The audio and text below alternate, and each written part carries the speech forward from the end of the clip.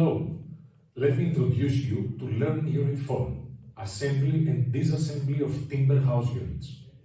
Learning Unit 4 refers to the process of putting together prefabricated components off-site and then assembling them on-site, while disassembly involves dismantling the components for reuse or recycling.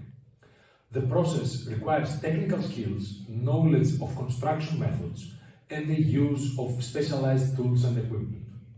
The assembly process involves erecting the structural frame, installing the insulation, cladding, roofing, and other finishing materials, and connecting the mechanical, electrical, and plumbing systems.